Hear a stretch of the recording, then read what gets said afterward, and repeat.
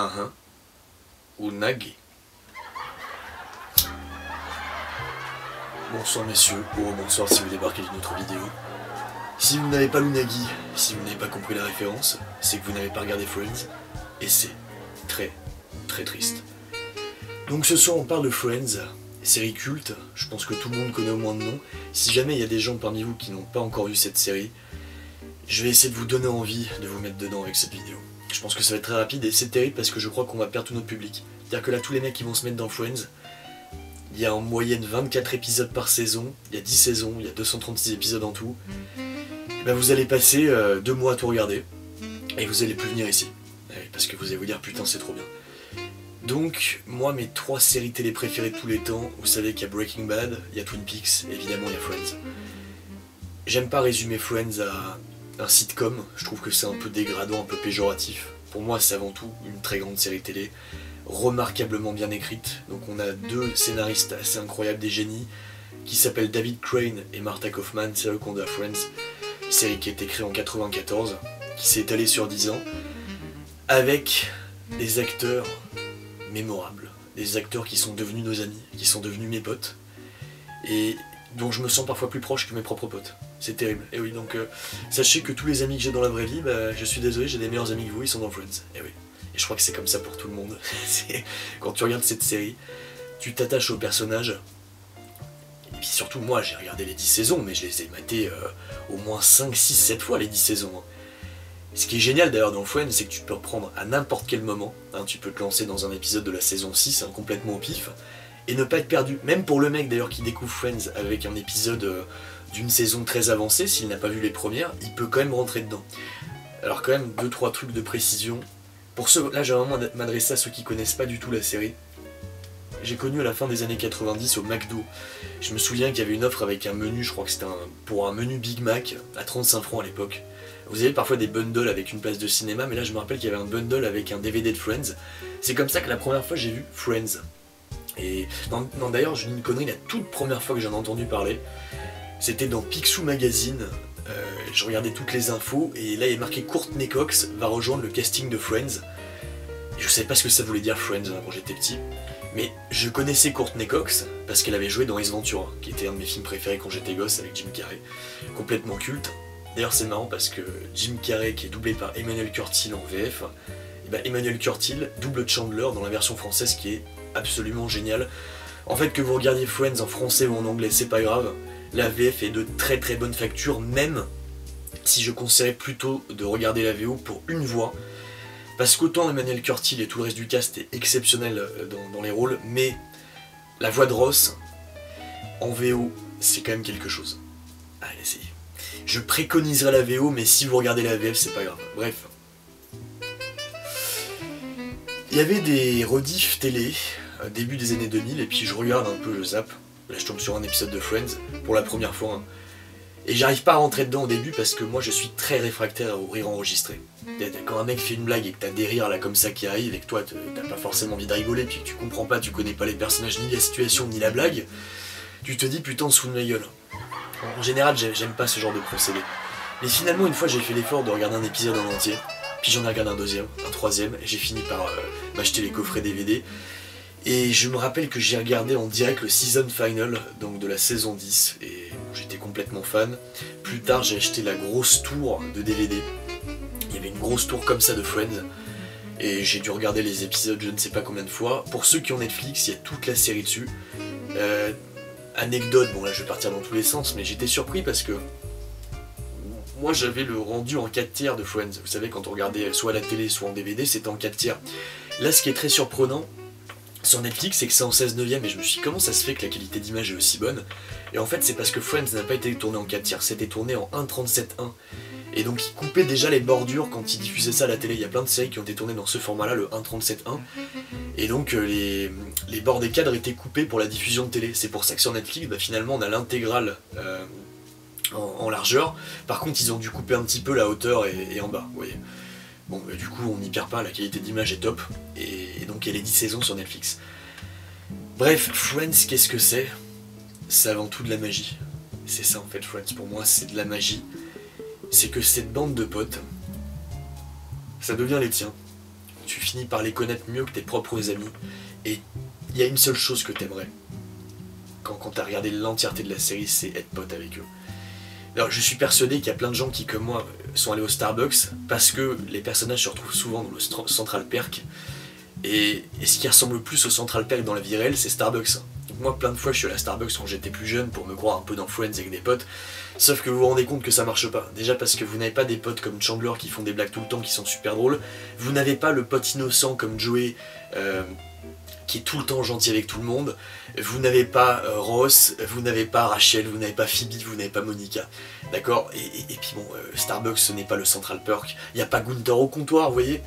C'est terrible. Et oui, je sais, la vraie vie, c'est pas comme Friends, et c'est très dur de se réveiller une fois qu'on sort d'un épisode et de se dire putain, en fait, la vraie vie, c'est quand même beaucoup plus compliqué que ça.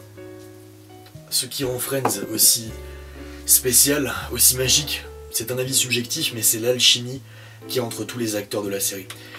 Donc on a Lisa Kudrow qui joue Phoebe, on a Jennifer Aniston qui joue Rachel, Courtney Cox qui joue Monica, Matt LeBlanc qui joue Joey, David Schwimmer qui joue Ross et Matthew Perry qui joue Chandler. En fait, ces 6 acteurs ont une alchimie que je n'ai jamais vue dans aucune autre série ni aucune autre œuvre. En fait, quand ils sont ensemble dans la même pièce, toutes les interactions qu'ils ont entre eux, et même dans tous les personnages, même quand ils sont seulement deux, il y a une alchimie absolument parfaite. Et pour moi, c'est ça qui marche le mieux. Moi, c'est ça que j'ai essayé de recréer une époque sur Padawan, cette alchimie. Et je l'avais avec Sid, je l'ai avec Staz. C'est très très très rare de voir ce genre d'alchimie à l'écran. Vous voyez, pour ceux qui connaissent un petit peu ce qu'on a fait, par exemple, vous regardez les lunettes noires pendues blanches qu'on a fait avec Sid, vous voyez cette alchimie? Et bah ça, en fait, ça c'est vraiment de la magie, et ça c'est un coup de bol, c'est un coup de hasard monumental. Mais moi je crois pas que ça marche ad vitam aeternam. C'est un truc, c'est comme un coup de foudre, vous voyez, la foudre, on dit que ça ne frappe pas deux fois au même endroit, et je crois que c'est très vrai. Et dans cette série, de réunir ces acteurs-là, au même endroit, en même temps, pendant ces 10 saisons, ça a été un coup de génie, un coup de magie, un coup de hasard monumental, et on a ce résultat à l'écran. Parce que déjà, ils ont tous des looks, ils ont tous des visages bienveillants, on a envie d'être potes avec eux, ils ont des rires communicatifs, et puis surtout ils ont des voix. Et ce que je trouve en fait le plus génial, c'est les voix, et c'est pour ça que je préconiserais plutôt la VO, même si encore une fois la VF est très bien, mais ils ont tous des voix très spécifiques. Notamment Ross, il a une voix assez perchée, assez aiguë.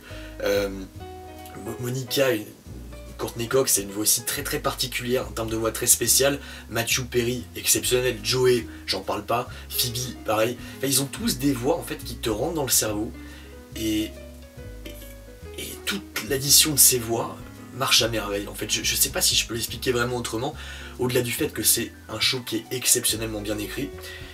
C'est-à-dire qu'en fait, chaque épisode, il y a plein de vannes mémorables, incroyables, plein de situations, et surtout une gestion du rythme incroyable. Incroyable.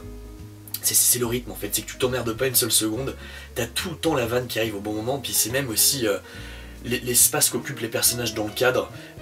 Notamment une scène parmi tant d'autres, il y a tellement de scènes cultes, je peux même pas vous faire un top des meilleures scènes de Friends, parce que pour moi toute la série est culte.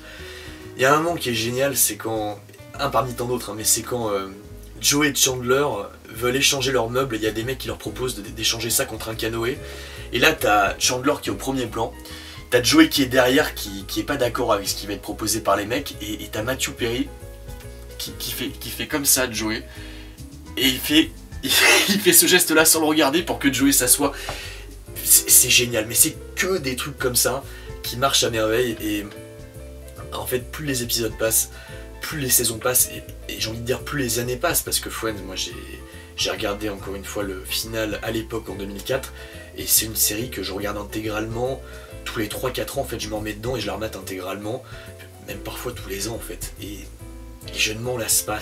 C'est un truc moi qui m'habite, et je crois que c'est pour ça qu'on est tous tombés dedans en fait. C'est parce que ces personnages, cette bande de potes évoluent en fait, on présente grosso modo leur vie entre leur vingtaine et leur trentaine, entre leurs 20 et 30 ans, même si les acteurs étaient un peu plus âgés que ça à l'époque. Je crois qu'ils avaient tous déjà la fin de la vingtaine. Et finalement tu vois leur évolution petit à petit, parce qu'au début ils galèrent tous. Alors c'est pas vrai pour Chandler, mais professionnellement ils sont tous un peu dans la galère, puis c'est surtout Et Ross non plus d'ailleurs, Ross ne galère pas de ouf, mais il y en a certains qui galèrent comme Rachel qui commence par être serveuse, en fait elle veut sortir de l'emprise de son père, elle veut plus être la petite fille pourri gâtée, donc là elle essaie de trouver un vrai job et elle est serveuse, elle galère pendant X temps, je vous spoil rien. Et le plus intéressant c'est qu'ils sont tous en galère affective, c'est que toutes leurs relations sont des échecs, notamment Ross qui était avec une nana qui est devenue lesbienne, donc le mec il se pose plein de questions sur lui-même. T'as Rachel qui s'était mis avec un mec avant tout pour son pognon et la situation, qui va finir par s'en défaire. Joey c'est l'acteur raté qui enchaîne les coups d'un soir, qui n'arrive pas à se poser. Chandler c'est l'échec monumental, c'est le mec qui n'a jamais de nana, personne veut de lui, il galère pendant X saisons, là non plus je vous spoile pas. Monica c'est la bombasse, tu te dis comment ça se fait qu'elle trouve aucun mec. Et finalement c'était une ancienne grosse qui manque vraiment de confiance en elle. Phoebe c'est la meuf complètement perchée. Bref, tous les personnages en fait sont différents, ont une mentalité, enfin une façon d'être différente, mais ils sont tous un peu dans la galère, c'est tous un peu des losers, un peu des ratés. Et finalement il y a cette magnifique entraide pendant 10 saisons de tous ces personnages qui malgré certains échecs forment un noyau dur et s'entraident. Je crois qu'il y en a tout qui me parle le plus dans la série, c'est l'innocence globale qu'il y a dans le show. Il y a une sorte d'innocence, c'est même pas vraiment explicable, c'est que les personnages ne sont pas malsains, ils sont pas corrompus. Alors il y a des situations complètement extravagantes, des trucs, si ça se passait vraiment dans la vraie vie, je pense notamment à Ross et Rachel, hein, sans entrer, sans spoiler, sans rien, mais il y a des trucs qui vivent tous les deux dans leur relation, je pense que ça arrive dans la vraie vie, c'est pas possible. Tu ne peux pas accepter certaines choses dans la vraie vie. Mais tel que c'est fait dans le show, en fait tout passe, parfois ça traite de sujets vraiment graves, la perte d'un proche, des handicaps, parfois même des sujets de société, mais là pour le coup c'est bien amené parce que l'humour est tout le temps pertinent. On a toutes les situations, on a notamment Phoebe qui à un moment donné va accepter d'être une mère porteuse, et elle va coucher de triplé, mini spoil, hein, c'est pas très important. Mais tout ça c'est bien amené et ça fait passer un beau message de tolérance, vous voyez, et des séries comme ça finalement on n'en a plus. Des séries où on sent qu'il n'y a aucun malaise, aucune perversion, aucune mauvaise intention. Par exemple, vous voyez, un truc qui a été dit sur Friends, c'est qu'en fait les créateurs du show et une bonne partie du cast sont juifs. Pour autant, c'est pas une série où... Alors, t'as quelques références à la religion juive, mais c'est pas une série où on va t'imposer la religion. Vous voyez, les questions de religion et tout, en fait, c'est plutôt traité avec beaucoup d'humour. Mais il n'y a rien d'antisémite pour moi dans Friends, hein. Ceux qui disent que la religion juive n'est pas bien représentée, en fait on s'en fout, c'est pas important que ce soit la religion chrétienne, musulmane, juive. En fait, il y a un regard très innocent qui est porté sur cette série, et c'est vraiment la preuve qu'en fait quand on a des gens intelligents aux commandes qui savent rire d'eux-mêmes et qui arrivent à rire de tout en mettant bien les formes en fait, avec ce regard innocent, et notamment via souvent ce personnage de Joey, ça c'est quand même pour moi un des très gros points forts de la série, c'est Matt Leblanc. On lui demande de jouer un personnage qui est très naïf, très innocent et un peu con. Voilà, en fait, il passe vraiment pour le béné de service. Et pourtant, c'est un des personnages les plus profonds, les plus humains, les plus intelligents. Vous voyez, et c'est pas évident hein, de rester pendant 10 ans à la télé où tu joues un mec qui est parfois un peu demeuré. Il y a un épisode qui est génial aussi, où t'as un mec qui vient vendre des bouquins, donc il vient vendre des encyclopédies. Là il y a Joey, et Joey en fait, bon t'as le mec qui lui demande, il arrive avec les bouquins, il lui demande ça vous est jamais arrivé dans une situation où des amis vous parlent et vous ne comprenez pas ce qu'ils sont en train de dire, puis là tout d'un coup t'as des flashbacks de Joey où il se voit avec tous ses potes, donc avec Ross, Rachel, Monica, Chandler, etc. Puis il commence à parler de certains sujets, puis t'as Joey tu sais, qui fait semblant de comprendre, et puis après il fait, et puis après il fait et là il se dit ouais putain, il me faut ces bouquins. Et il passe vraiment pour un con, mais c'est tellement drôle et puis c'est tellement amené de manière bienveillante. Et puis finalement ce personnage est extrêmement attachant et parfois c'est celui qui est le plus intelligent de la bande. Dans certaines situations c'est celui qui se révèle, qui va sortir certaines personnes de certaines situations. Et au final tout ça c'est très très touchant, oui. Alors, il y a un truc qu'on a suivi pendant la série, ça je glisserai peut-être un mot à la fin. Il y a un enjeu dans Friends, il y a un enjeu, c'est qu'il y a un certain couple. Et c'est l'enjeu principal de la série, c'est en fait à la fin tu te dis, est-ce qu'ils vont rester ensemble, est-ce qu'ils vont se remettre ensemble, oui ou non? C'est ça qu'on a pour beaucoup attendu. Et ça c'est super bien traité parce que il y a des séries qui ont essayé de pomper Friends, je pense par exemple à How I Met Your Mother, qui est une pour moi c'était une bonne série au début, c'était une bonne série, les 2 premières saisons étaient excellentes, et après ça s'est complètement barré en couille parce que moi j'ai un seuil limite où je me dis est-ce que je crois à ce qu'on me vend à l'écran? Est-ce que les situations sont plausibles? Est-ce que ça pourrait arriver? Et dans How I Met Your Mother, je trouve qu'au bout d'un moment ils sont passés dans le fantastique. Il y a des scènes pour moi que c'est complètement impossible, je n'y crois pas une seconde, c'est de la science-fiction. Et puis surtout le MacGuffin, le début on te dit que le personnage de Ted, il raconte à ses enfants comment il a rencontré leur mère, et finalement tu te rends compte au bout de la fin de la première saison que tout ça, ça va traîner, et que tu vas mettre du temps à voir qui était finalement la mère des enfants. Mais ils l'ont tellement fait durer, il y a eu tellement d'histoires imbriquées les unes dans les autres qui forment un tout qui n'a plus aucun sens arrivé à la fin de la série. Ils se sont rattrapés à la dernière minute pour moi. En fait, le dernier épisode, ce qui se passe à la fin de How I Met Your Mother sans spoil, c'est ce qu'on attendait bien avant, fallait l'amener différemment. Pour moi, l'écriture était complètement foireuse, surtout les 2 dernières saisons. Et au-delà de ça, je trouve que le casting de How I Met Your Mother n'a pas réussi à reproduire cette alchimie entre leurs différents acteurs. Même si j'aime bien globalement tous les acteurs de la série, il n'y a pas cette alchimie qu'il y a dans Friends. Il y a aussi une série comme That 70 Show qui essaie de faire du Friends, mais là encore, j'aime bien certains acteurs, il y a certains trucs qui marchent, mais il n'y a pas l'alchimie qu'il y a dans Friends, et tu t'attaches pas autant au personnage. Il y a Big Bang Theory aussi, où je trouve que l'écriture ça pêche, l'humour, le rythme, alors ça pareil, alors les acteurs de Big Bang Theory, il y en a certains qui accrochent à fond, moi je peux pas. Moi vraiment les mecs qu'on me présente à l'écran c'est des purs geeks, j'y crois pas une seconde, je m'identifie pas du tout, c'est impossible. Et en fait c'est ça Friends, ce qui a marché le plus au final sur moi, et ce qui continue de marcher avec les années. Et pourtant j'ai évolué, quand j'ai commencé à regarder la série j'avais 15-16 ans, j'en ai 32, et moi il y a un personnage, au début je m'identifiais plus à Chandler qu'au reste, et en fait plus ça avance, plus je me rends compte que le personnage qui me correspond le plus c'est Ross. Ross qui est en fait un personnage extrêmement sous-estimé je trouve, qui est clairement, en tout cas pour moi c'est le meilleur acteur de la série. David Schwimmer pour moi c'est le meilleur acteur de la série. Au début je le voyais pas, quand j'étais plus jeune je le voyais pas, pour moi c'était avant tout Chandler, et j'aimais beaucoup Joey, j'aimais bien aussi le groupe de filles. Mais Ross je le considère un peu comme le gros loser, vous voyez, comme le mec relou de la bande, etc. Je faisais pas vraiment attention au jeu d'acteur de David Schwimmer, et en fait quand je remate la série maintenant, parce que je suis en train de remater des épisodes, je me rends compte que c'est de loin le meilleur acteur. Il a plein de situations où c'est pas particulièrement comique, c'est pas censé être spécialement drôle, mais il tire des gueules, il a une voix tellement spécifique, il est génial, voilà. Et ce personnage de Ross est exceptionnel, je pense qu'en fait finalement avec le temps, c'est peut-être le personnage auquel le plus de monde peut s'identifier. Je parle vraiment des mecs, pour les femmes ce sera plutôt Rachel, la casse-couille de service, mais Ross c'est vraiment le mec qui sait pas bien s'y prendre, qui fait des bourdes monumentales, qui est un peu con sur les bords des fois, mais qui est, je trouve, un personnage très sensible, très réfléchi, et peut-être trop rationnel. Notamment quelques épisodes où Phoebe, Phoebe, moi j'adore. Et du côté des filles, c'est Phoebe en fait que j'apprécie le plus avec les années, alors qu'avant c'était Monica. Parce que Phoebe c'est un personnage complètement barré, qui croit des trucs complètement fantaisistes, elle est complètement irrationnelle. Et parfois certaines discussions qu'on Ross et Phoebe, c'est génial parce que c'est vraiment deux opposés, vraiment le rationnel contre l'irrationnel. Et le jeu de David Schwimmer dans ce moment-là est extrêmement subtil. Bref, je vais pas vous spoiler en fait, j'ai pas envie de spoiler. Si ça vous intéresse, je pourrais faire une vidéo spoil pour reparler de Friends, parce que là je peux pas tout aborder, c'est impossible, il y a trop d'épisodes, c'est trop d'émotions, trop de souvenirs. En fait c'est avant tout une vidéo pour vous donner envie, pour ceux qui ne sont pas rentrés dans la série ou qui la connaissent pas. Regardez Friends, je vous promets que vous allez pas perdre votre temps.